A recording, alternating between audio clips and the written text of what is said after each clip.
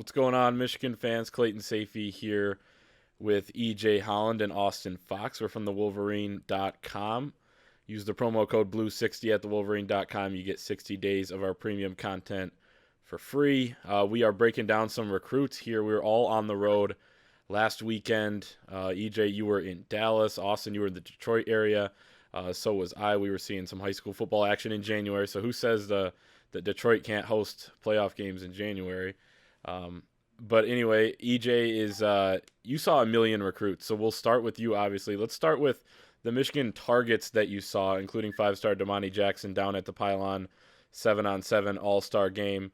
Start with the targets, and then we'll get into the signees that you saw. But break down, I guess, what you saw from those guys at practice, and then in the 7-on-7 game. Yeah, starting off with the targets, we won't talk about all of them. I actually saw double-digit targets, so we won't run through every single one. But, some of the heavy hitters, obviously, Damani Jackson, as you mentioned, five-star corner. Damani's the guy that really builds his game around his patience and his feet and his instincts. When I saw him live, as a sophomore on Modern Day, he actually played safety. He's since transitioned over to corner. At this tournament, he was just really, really physical. He's a guy that was trying to bully guys and not necessarily use that patience and those instincts. He was more, as you see here, just shoving guys around, which is fine. He's definitely a more physical, well-built prospect than basically everybody on the field. But I think Damani also plays up to his competition. Overall, Damani is Damani. I mean, he's a five-star guy. He's the number 2 player in the country. He did play safety on day 2 and was really good there. He had a few pass breakups, almost came away with a couple of interceptions. But I thought that it was a really solid day for Damani, and he would be obviously a huge land for Michigan. He's a guy that can play corner or safety. Obviously, his preference is to play corner. Michigan's recruiting him at corner, but he's a prospect that can come in and start day one. I mean, Michigan has a need at the corner position, and you can't get any better than Damani and Will Johnson. So obviously, there's a reason those two guys are at the top of the board. And then some other guys that I saw, on the offensive side of the ball, Tyler Morris and Caleb Brown were two targets that really impressed. And obviously, I get a chance to see quite a bit with them both being here in Chicago. With Tyler Morris, he's a really smooth route runner, really advanced from a technical standpoint, does all the little things right. Michigan fans might not like this comparison, but I covered this guy quite a bit in Texas. Garrett Wilson at Ohio State. And I mean, you might not like me using an Ohio State player, but Garrett Wilson's terrific. And so I think Tyler Morris is in that type of mold. And then Caleb Brown, he's a running back build playing slot. He's one of those receivers that's taking over college football, a la Rondale Moore type, who's just kind of not necessarily as short as Rondo. He's about 5'10", but he's so compact. He's about 5'10", 185. He's built well in both his upper and lower halves. And he rushed for 2,000 yards last year as a sophomore at the high school level. And here he's playing receiver in 7-on-7, and he absolutely kills it. He was the most dominant player on day 1, with Morris being the most dominant player on day 2. And I think he's just, like I said, a prospect you can use in so many different ways. You can line him up in the backfield. You can use him in the slot. You can line him out wide. He can return kicks and punts. He's super fast in short space. And obviously, Michigan builds its offense around speed and space. And so I think Caleb Brown really, really brings that to the table and is a huge target, both him and Morris, for 2022. You And can the kind of other, see the Golden Tate in him, right? You've used that comparison. You can see that in some of these plays here. yeah, I've been using the Golden Tate comparison. I just used an Ohio State one, so I didn't want to use a Notre Dame one back to back. But that's kind of the skill set that these two guys bring. I think they would complement each other really, really well. And they play on the same 7-on-7 club team here with Midwest Boom. And They do. I mean, they really feed off of each other and they can do so many different things. And then the last target that really caught my attention as well was Raleek Brown. He's a Rivals 100 running back. If you haven't really heard much from him, it's because he doesn't really talk a whole lot. He's ranked really high. He's out in California with no true Midwest ties, but he's quietly been building a really, really good relationship with Jay Harbaugh. Obviously, Jay Harbaugh is no longer the running backs coach, but he's still on staff, and I think that relationship will go a long way. He is a dynamite player at about 5'8", 170 pounds. So he's a shorter scat back. That again, like Caleb, you can do so much with. He has tremendous straight line speed. I mean, he's an absolute burner. And he played everything from slot to outside receiver to lining up in the backfield. He even played some nickel on defense.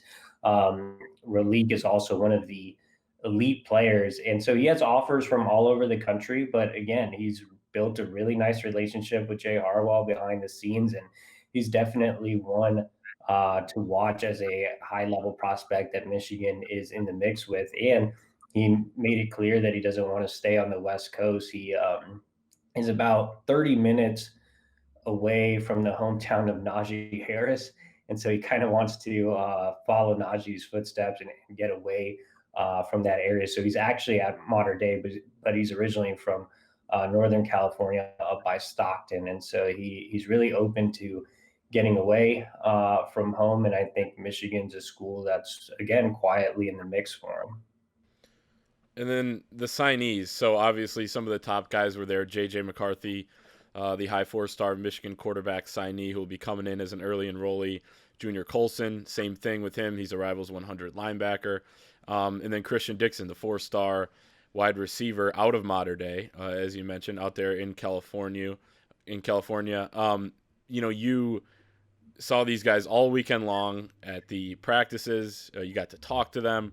Let's start with this though. What was the vibe, I guess, from those guys that are coming in, about to be on campus at Michigan? You get the Jim Harbaugh contract extension just, I think, the day that you guys all got there, and then obviously other news with Junior Colson having a new coordinator that he's going to have to play for. So what was the vibe from all those guys down there? Yeah, I mean, they're really excited to get to campus. I mean, despite all the question marks surrounding Jim Harbaugh and the staff, they stuck through it. They put pen to paper. They signed during the early signing period. And so I think that, these guys are going in with the mentality that they are going to be the ones to turn it around, that they are, the future of the program. And so there's a real belief among not only the kids, but the parents who helped organize that big visit weekend that this is the future of Michigan football. They are going to get back to winning. They believe in Jim Harbaugh. I had some quotes from the parents that were there, and they all said they were extremely happy with the extension. So I think these guys were too.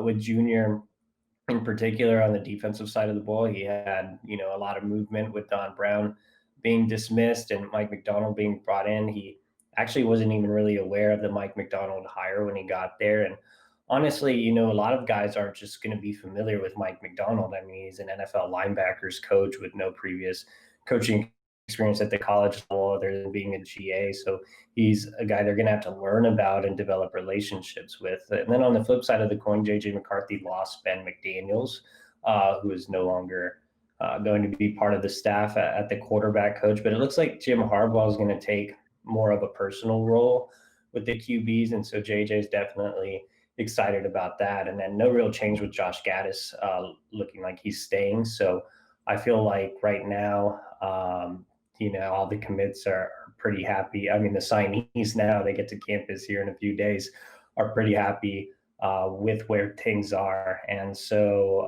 that was kind of the general vibe. And they all got to spend some time with each other away from practice. They did some go-kart racing, shot some hoops, Christian and JJ roomed with each other. So it was a really nice time for them to bond a little bit before getting to campus. And how did they look out there? Because you've seen J.J. McCarthy, 37, 38 times now since he has been, a Michigan, commit and everything. Obviously, with you living, in close proximity to him. But then you're down there, you see him after, a pretty big year for him at IMG. You see Christian Dixon, who didn't have a season And then Junior Colson, who had a big senior season despite being a little banged up at the beginning there. Um, your thoughts on how they performed down there in a 7-on-7 setting? Yeah, starting off with Christian Dixon, he had a really nice day of practice. He's added some good weight to his frame. He's about 198 heading into campus at about 6'2" and a half. I just really like his build, but he's not a guy that really uses his size to dominate players. He's more of a finesse guy, really tactical route runner. That's something that JJ McCarthy really praised about Dixon. When I asked him what stood out about his game, he said it's his obsessiveness with his route running. So, yeah, again, he had a really good day of practice, but didn't get to see much from him in the game. He only played 5 snaps and left with a hamstring tweak. So that was a little unfortunate that, I didn't get a wide scope of Christian Dixon, but I've seen him in game. I've seen him in 7-on-7 in the past. I went down to Houston and saw him at a private workout with Alabama receiver Jalen Waddle. And so I've seen Christian enough to know that he's going to be a really solid addition to the wide receiver room in Ann Arbor.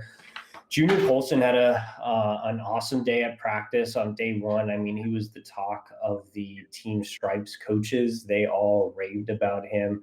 He came in at about 6'2", 226. Junior says he'll probably be at around 228 by the time he gets to campus here in the next few days. So, and he clocked a laser 4.5 this offseason before his senior year. So he showed off that speed and that athleticism. And basically all the coaches that I talked to, including Team Stripes head coach J.R. Niklos, just said, it's scary to see a guy that big move that fast. And so 7-on-7 isn't really geared towards linebackers. It obviously puts linebackers at a disadvantage, but Junior didn't look like he didn't belong there. He played really well in coverage during the game. He just didn't see much action come his way. If you look at like the Junior clips that we posted on our YouTube channel, there really just wasn't much. He was just kind of standing there covering the middle, and that's fine. I mean, if you're afraid to throw at a linebacker, I think it speaks volumes of what the linebacker's doing. So Junior had a really nice weekend. And then JJ just immediately took command of the quarterback group. He was, at practice leading the first team reps. He was getting guys pumped up to be there. You could see the energy and the excitement that he brought to practice. And then in the game, he was almost flawless. So he completed 15 of 20 passes. And how 7-on-7 works, because I had a lot of people ask about this, is quarterbacks have 4 seconds once they take the ball off the tee. So it's not like they have unlimited time to just stand back there with no pressure. They have 4 seconds to throw it. And so JJ got the ball out in a timely fashion. He showed off his elite arm talent. He took lots of shots downfield, as you saw there. And, of those, 15 of 20 passes, of those 5 incompletions, 2 were drops. One was a Hail Mary. So in reality, he only had, 2 throws that were off the mark. And one was an interception where he took a deep shot to Christian Dixon. And JJ's going to take those chances. He has that gunslinger mentality. But what I liked about him, something that was a knock on JJ was that he always plays with his hair on fire. He can't just settle down and, make the reads and take the check downs. That he's always looking for the big play. Today, or not today, but this weekend, he really sat in the pocket, made the proper reads, didn't take too many chances, was just really, really, on point with all of his throws. And so, he, along with that, he has the intangibles. He's a leader, a high character kid. Even when his team lost, they scored a touchdown and the clock expired. And he demanded for the team to run a conversion, even though it wouldn't make a difference. The clock was already expired and they lost, and people were going off the field. And he was like, "No, we're running the conversion." And nobody stopped him. They actually ran the conversion. So it just shows what kind of kid player, or what kind of kid JJ is, and what kind of player he can be at Michigan. He has a lot of moxie to him, as his quarterback coach mentioned at the event. And so, I mean, there aren't enough great things to say about JJ. And in 7-on-7, you didn't even really get to see his escapability or his ability to make plays with his legs or just extend plays in general. That's something that really makes JJ special. So I think Michigan fans should be excited. He should be able to compete for the starting job as soon as he gets to campus. Moxie is a great word to have, to describe you as a quarterback. So yeah, I mean, incredible weekend down there. Obviously, seemed like you were just watching football basically up close and personal for hours and hours and hours and putting up a million pieces of content. So tremendous there. And then Austin, who has been patiently waiting. You were out to see Devontae Miles, Michigan's newest commit, the 2022 defensive lineman, who you had previously seen. So this will be, interesting to get the differences between seeing him once, seeing him again, what, maybe he improved at over the last few months. And then 2023 elite quarterback, Dante Moore from Martin Luther King in Detroit. So start with Devontae Miles and what you saw from him in your second time out there checking him out. Yeah, in my post-game video on Saturday, I called him Michigan's newest commit, completely forgetting about Connor Jones, who committed on Christmas Eve. So technically, Miles is their second most recent commit. But I saw him back in September when they played East Lansing and Andrel Anthony, and I'll be honest, he did not impress that day, but he looked much, much better this past Saturday when River Rouge beat Detroit King 33-30 on a last-second field goal. In Detroit, he was constantly causing havoc in King's backfield, and that was really good to see. They couldn't block him at times. He played defensive end most of the game. I've seen some other sites have him listed as a D tackle, but he was primarily D end that day. And he finished with 3 tackles by my count and 2 tackles for loss, but he came very, very close to sacking Dante Moore on several other plays. Moore had a knack for getting rid of the ball just in time, so it was good to see the progress from Miles. He's only listed as a 3-star. I talked to him after the game, and he said that the proximity to Ann Arbor was a big reason he committed to Michigan, how close it is. I also asked him about their new defensive coordinator, Mike McDonald, and he really didn't have much to say in that regard. He admitted he didn't really know anything about the guy. He said that he'd like to build his relationship better with defensive line coach Sean Nua as well. He said they're actually not in contact that often right now, but he expects that to pick up very soon. And then for King quarterback Dante Moore, he's only a sophomore, class of 2023. He doesn't yet have a star rating from Rivals.com, but that's bound to be coming soon. He was impressive. It was actually my second time seeing him as well. I saw him, I believe it was 2 summers ago when he was in 8th grade, and it was at a camp by Chris Evans, Michigan's 5th-year senior running back, and he was impressive back then already. He was impressive once again on Saturday. He's 6'2", 185. He can make all the throws. He's listed as a pocket passer, but he's got plenty of mobility as well. He could move with his legs, and he wasn't afraid to take off. Again, getting rid of the ball just in time or getting out of the pocket when Devontae Miles and River Rouge's other defensive players were coming down on him. He threaded the needle on several throws. And also one of the most impressive aspects about him was the way he brought Detroit King on a huge comeback. Again, they trailed 22-7 at halftime. It looked like the game might turn into a blowout, and Moore was the main reason that King was able to tie the game up at 30 in the 4th quarter. So that was impressive. He took the loss extremely hard. He was sitting all by himself on King's Field about a half hour after the game had ended, just by himself on the 20-yard line, staring off into the distance. So I kind of felt bad for him. He said that it's so early in his recruitment, he really doesn't have any leaders or anything like that. But the fact that Michigan was the first school to offer him back in 7th grade does kind of hold a special place in his heart. So he admitted that Michigan's likely to be in his recruitment for the long haul. He said that he's closest with Michigan or former Michigan quarterbacks coach Ben McDaniels. So that's not encouraging in that regard. But again, with Jim Harbaugh now coaching Michigan's quarterbacks, I don't think that will play too much of an issue. McDaniel's exit, that is. So my biggest takeaway from the day was mainly Devontae Miles and the progress he showed. Again, he did not impress in September, but the way he consistently shedded blocks and got in Detroit King's backfield on Saturday was very encouraging to see. Yeah, I think we can all agree after talking to some of these kids over the weekend that this staff shakeup, guys are uncertain about certain aspects of it.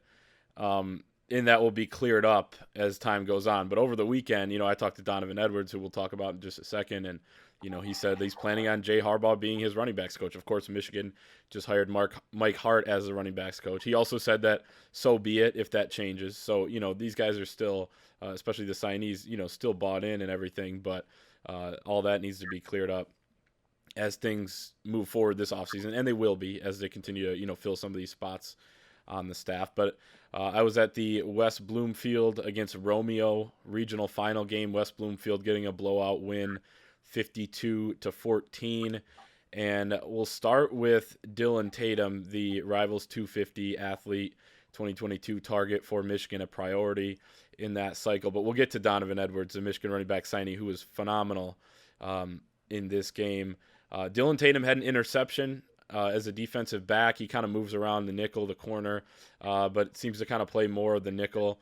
He can play safety as well, and is just a versatile athlete. Plays on the offensive side. He played wildcat quarterback. He played receiver. He played running back. So he can kind of move all over, and they use his dynamic athletic ability to their advantage, to his advantage, and he was shut down in coverage. This was a blowout win. There wasn't much going for Romeo, but Dylan Tatum was good in coverage. Like I mentioned, had that interception. And then Donovan Edwards, who was lights out again as a running back. EJ, you saw him in his last game before Michigan went on that pause. He had 6 touchdowns in the first half. He had 4 touchdowns in the first 3 quarters of this game. He had 235 rushing yards against a Romeo defense that, Ron Bellamy, West Bloomfield's head coach, told me gives up less than 100 yards per game on the ground. So an impressive performance. He was out of the Wildcat, running back, receiver.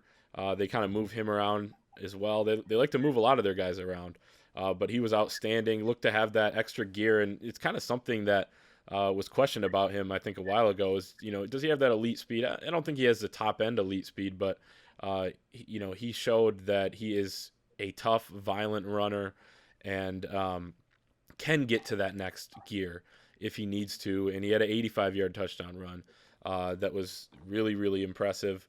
And then Michael Williams, a 2022 athlete, a 4-star. He was hurt the entire year. We were out seeing these games, and he was always on the sideline injured. He started this game at tight end, had a touchdown in the first quarter, and then came out. Looked like he tweaked something, so he didn't play the rest of the game. But he looked bigger. He looked bigger, I think, than, it could have been the time off that he had with an injury. But he just seems like a good athlete. I think if he gets in a little bit better shape, he'll be a really good player no matter where they put him, probably on the defensive side of the ball in college. And then Amir Herring, the 2023 high school sophomore offensive lineman who looked better himself this game than when I saw him earlier in the season. I just think that with his frame and his build, I think that he has all the potential to be like a next Ed Warner type lineman at that spot. If Michigan, so chooses to take him, if he chooses to go to Michigan. But, overall a good performance. Ron Bellamy, shout out to him, Michigan's former wide receiver, of course, the head coach at West Bloomfield. They're moving on to the state semifinals, which leads me to the fact that EJ, you will be out there to see those guys. Donovan Edwards is on a tear right now, and he is supposed to enroll this weekend at Michigan.